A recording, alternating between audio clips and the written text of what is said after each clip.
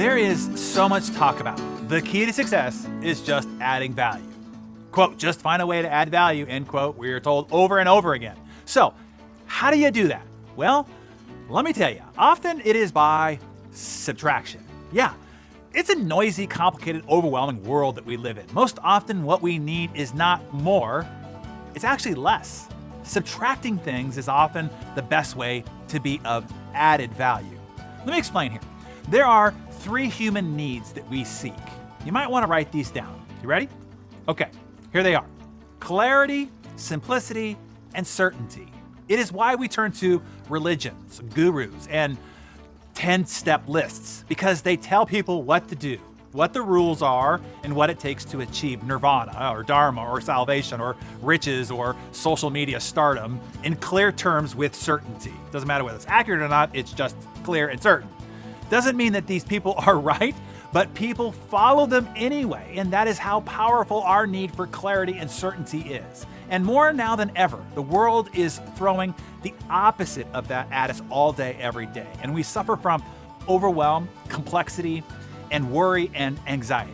Whenever I'm asked what are my unique strengths or superpowers, as they can be referred to, I think it is to see simplicity through complexity, to curate, to cull, to distill the vast into the most essential. Those few things that matter the most through the noise and clutter of all that doesn't. Then, of course, to communicate it so that it's relevant and applicable for all of us normal mortals. The question I want you to continually ask yourself is, how can we add value by subtracting? Subtracting words to make the message simpler. Subtracting features to make those features that matter the most. To remove clutter, to identify, to prioritize, to let white space emphasize the focus. I had the discussion with my VP of operations recently. We sent out a daily vital metrics update to the whole A team. More and more got added to that daily report until eventually it lost all value. When everything is presented as a priority, nothing is. I and everybody else stopped seeing anything through the mess of everything. I then boiled it back down to 4 things. Those 4 things are the economic denominators to everything else in the enterprise. Get those right, everything else downstream goes right. The only 4 things that everybody needs to be intensely aware of day over day. The 4 most consequential things that affect most everything else. Everything else can be monitored uniquely by department and then rolled up onto our Friday results huddle. But it reinforced the principle of more not being better. More is often worse. More is often confusion, complexity, and overwhelm, and then ultimately suffocating to the point of complete uselessness. As Hans Hofmann, one of the pivotal figures in abstract expressionism art in the early 20th century, said, the ability to simplify means to eliminate the unnecessary so that the necessary may speak. So look around your life today. Where can you subtract to add value? In your office, on your desk, in your drawers, on your website, in your presentations, in your proposals, in all your invoices, in your communications, in your parenting, everywhere. Subtract, subtract, subtract. You will be adding a tremendous value to the world around you. Trust me.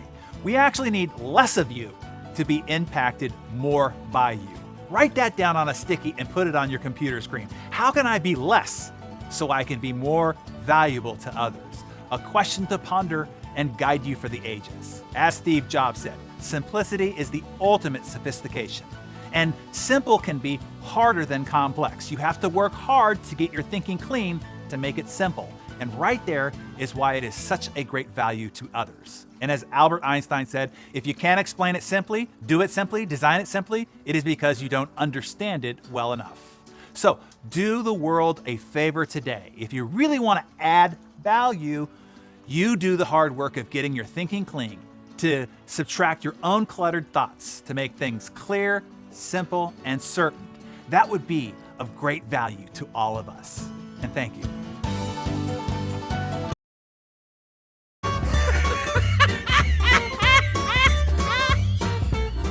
Happy Friday, everybody. So this 92-year-old man wasn't feeling up to par. So he went to the doctor. A few days later, the doctor saw him out in the park. He had this beautiful young lady by his side, and he seemed as happy as can be. The doctor went up to him and said, "Wow, it seems that you are sure feeling a lot better, aren't you?" The 92-year-old said, "Huh?" The doctor repeated, "Looks like you are feeling a lot better, right?" He said, "Oh yeah, thanks doctor, I'm just following your orders. You said to get a hot mama and stay cheerful." The doctor replied, "No, I didn't say that. I said you have a heart murmur, be careful." Okay, this one's for Brenda. So there's a guy sitting on a stool in a dim lit bar. He said to this lady sitting next to him, "Would you like to hear a blonde joke?"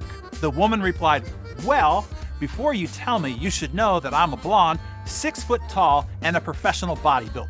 The lady next to me is blonde, 6'2", and a professional wrestler, and the lady next to her is a blonde, 6'5", the kickboxing champion of the world.